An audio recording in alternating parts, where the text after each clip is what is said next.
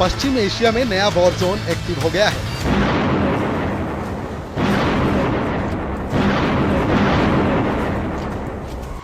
बमबारी शुरू हो चुकी है। फौजें एक दूसरे के खिलाफ युद्ध के लिए तैयार हैं। एक तरफ इजराइल है तो दूसरी तरफ जुलानी का सीरिया, जिसके ऊपर तुर्की का भी हाथ है और सऊदी अरब का भी साथ है। सीरिया की सड़कों पर इजराइल के खिलाफ नारेबाजी हो रही है। नेतन्याहू को धमकी दी जा रही है कि सीरिया की जमीन से इजराइल हट जाए, नहीं तो इजराइल को सबक सिखाया जाएगा। इस वक्त सीरिया में 3 जगहों की बुनियाद रखी जा रही है। पहला है ग्रेटर इजराइल, जो नेतन्याहू बनाना चाहते हैं। दूसरा है ऑटोमन साम्राज्य, जो एर्दोआन का ख्वाब है। और तीसरा है ग्रेटर अरब, जो जुलानी का जुनून माना जा रहा है।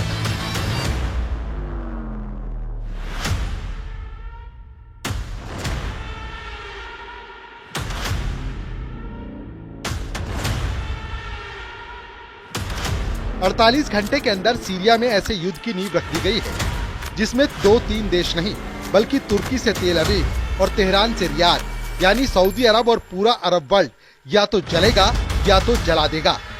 48 घंटे के अंदर क्या क्या हुआ, इसे बहुत गौर से समझिएगा, क्योंकि युद्ध में गाजा और लेबनान के धमाके छोटे पड़ जाएंगे। यही सबसे बड़ा डर सता रहा है। सबसे पहले नेतन्याहू ने कहा कि वो दक्षिण सीरिया में कोई और फौज बर्दाश्त नहीं करेंगे, यानी राजधानी दमिश्क तक बफर जोन बनाएंगे। इसके बाद सीरिया में जुलानी की हुकूमत में पहली बार इजराइल के खिलाफ लोग सड़कों पर आ गए, यानी मैसेज साफ है, इजराइल को सीरिया छोड़ना होगा। इसके बाद तुर्की के विदेश मंत्री हकान फिदान ने कहा कि इजराइल का विस्तारवादी एजेंडा नेतन्याहू के लिए आत्मघाती साबित होगा। वहीं तुर्की के विदेश मंत्री हकान फिदान ने कहा है, नेतन्याहू सरकार को ये आत्मघाती नीतियां छोड़ देनी चाहिए।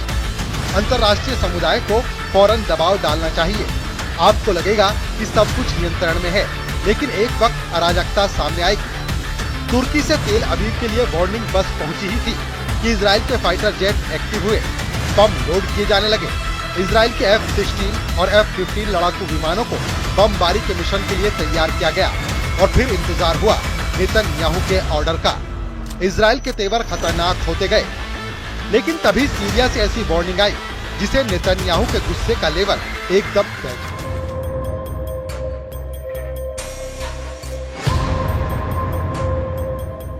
जिसने नेतन्याहू के गुस्से का लेवल एकदम से बढ़ा दिया। नेतन्याहू बहुत गुस्से में है। राजधानी दमिश्क में जब नेशनल डायलॉग समिट हो रही थी और हैया तहरीर अल शाम यानी HTS का बॉस अबू मोहम्मद अल जुलानी सामने सूट बूट में बैठा था, तब नेतन्याहू को आंख दिखाने वाली धमकी सामने उस मंच से दी गई जिस पर पूरी दुनिया की नजर थी।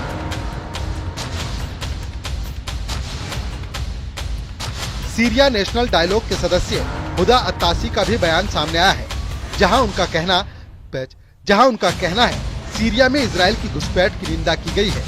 जहां उनका कहना सीरिया में इजराइल की घुसपैठ की निंदा की गई है। इसे सीरिया की संप्रभुता का बड़ा उल्लंघन बताया गया है। इजराइल फौरन वापस लौटे। हम इजराइल के प्रधानमंत्री की भड़काने वाली बातों को खारिज करते हैं। अंतर्राष्ट्रीय समुदाय को दबाव बनाकर इजराइल के हमले रोकने चाहिए। साफ है, सीरिया में इजराइल को लेकर जो मूड सड़कों पर है, वही तेवर अब जुलानी सरकार दिखा रही है। ये मैसेज इजराइल बहुत जल्दी पहुंचा। इजराइल के एयरबेस पर जो लड़ाकू विमान बमबारी के लिए तैयार किए जा रहे थे, उनको नेतन्याहू की तरफ से फौरन ऑर्डर जारी कर दिया गया। इस बहुत ही खतरनाक मिशन के बाद पूरे अरब वर्ल्ड से लेकर अमेरिका तक खबरें छपने लगी। खबर ये कि इजराइल ने दक्षिण सीरिया में कई मिलिट्री बेस और कमांडर सेंटर को टारगेट बनाया है। खबर ये कि राजधानी दमिश्क से 20 किलोमीटर दूर किस्वा शहर में बमबारी की गई है।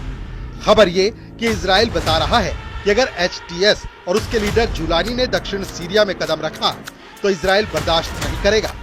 UN महासचिव के प्रवक्ता का कहना है कि हमें इजराइल द्वारा सीरिया की संप्रभुता और क्षेत्रीय अखंडता के लगातार उल्लंघन और 1974 के समझौते को तोड़ने पर फिक्र है। अंतर्राष्ट्रीय कानून का सम्मान किया जाना चाहिए।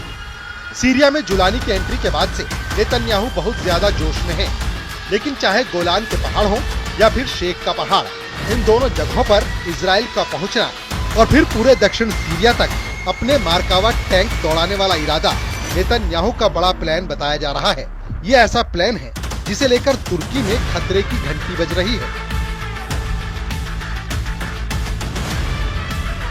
क्या ये ग्रेटर इजराइल बनाम ओटोमन साम्राज्य की टक्कर है? क्या इजराइल और तुर्की अब एक दूसरे से सीरिया को लेकर बहुत बड़ा युद्ध करने की तैयारी में लगे हैं?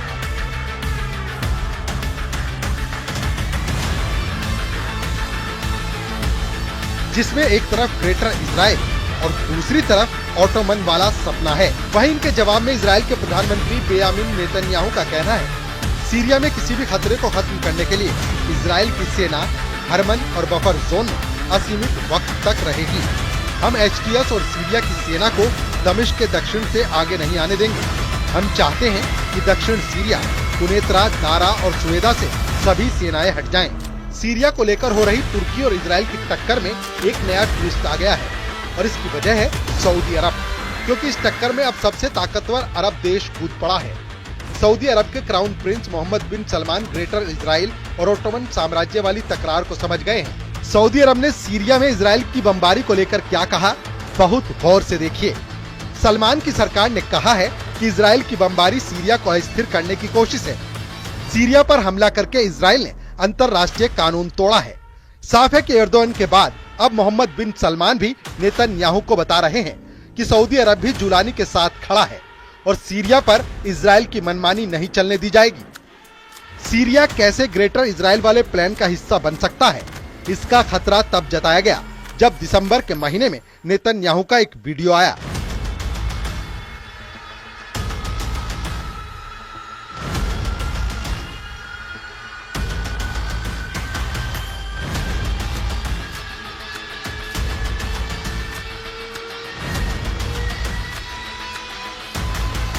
हेलीकॉप्टर से उतरने के बाद नेतन्याहू उस पहाड़ पर पहुंचते हैं जिसको कहा जाता है जबल अल शेख, यानी शेख का पहाड़। सीरिया की ऊंची चोटी को इजराइल माउंट हेरमोन कहता है।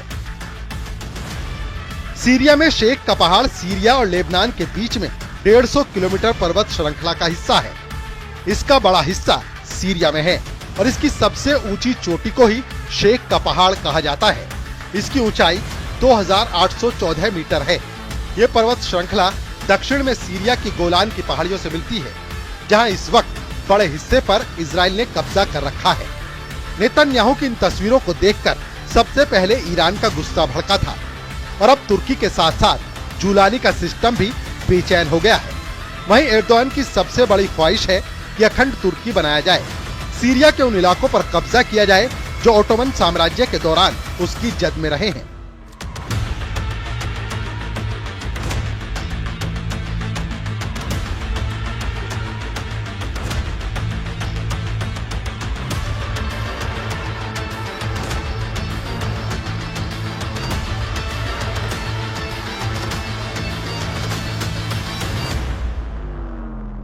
इसमें सीरिया के इदलिब, अलेप्पो, दमिश्क और रक्का जैसे शहर हैं, जिन पर एर्दोगन की नजरें गड़ी हुई हैं।